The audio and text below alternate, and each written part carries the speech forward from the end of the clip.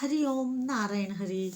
आज मैं आपके समक्ष जो चर्चा का टॉपिक लाई हूँ ना, वो बड़ा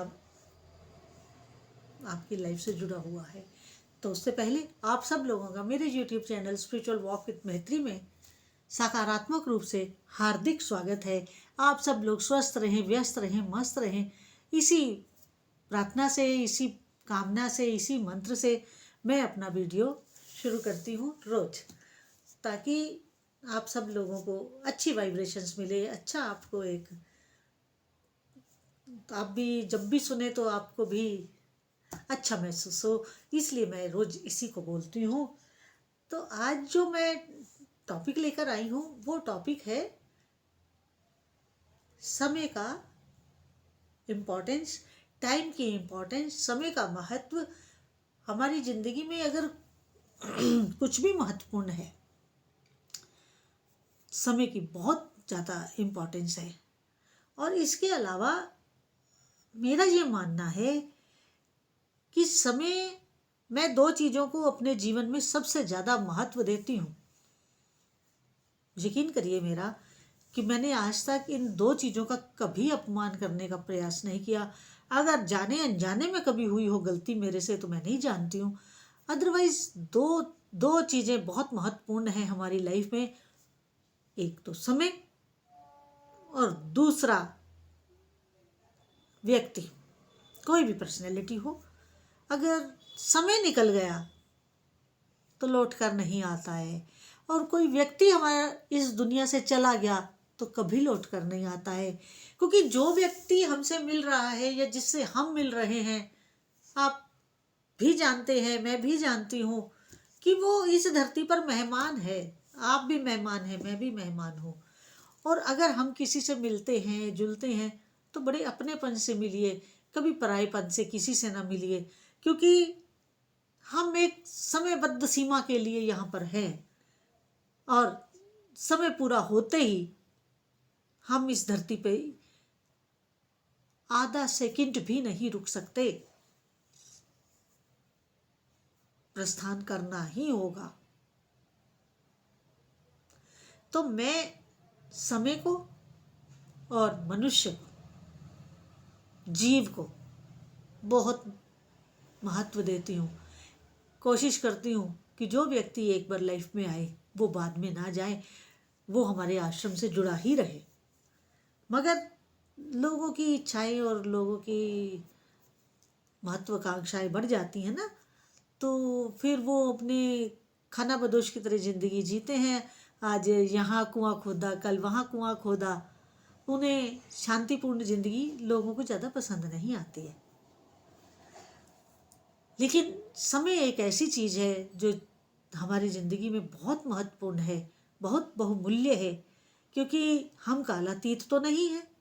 क्योंकि एक एक टाइम ऐसा होता है जब हम कालातीत समय में होते हैं, लेकिन उसके लिए बहुत तपस्या की आवश्यकता होती है।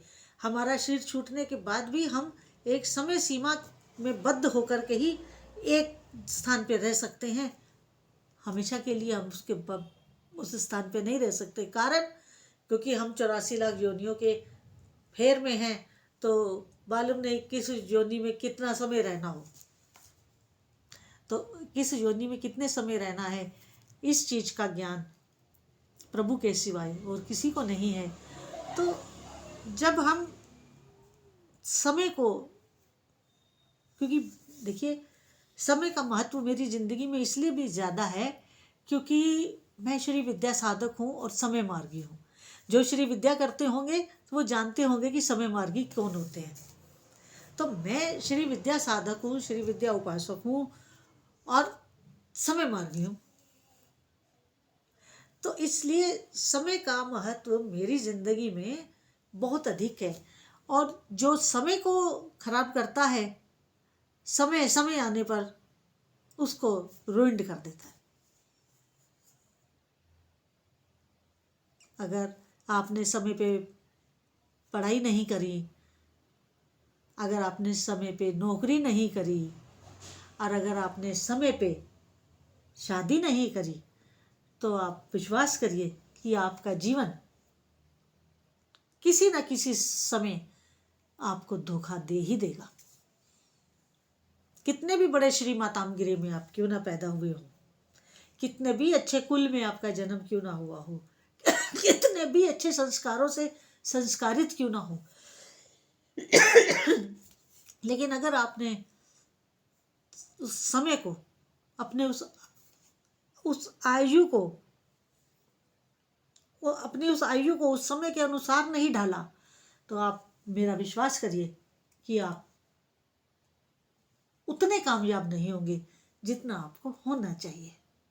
तो इसलिए मैं आज समय का महत्व बता रही हूँ कि समय ना किसी के लिए कभी रुका है ना रुकेगा, और जब समय ने रुकना ही नहीं है तो हमें भी समय की दौड़ के साथ चलना पड़ेगा,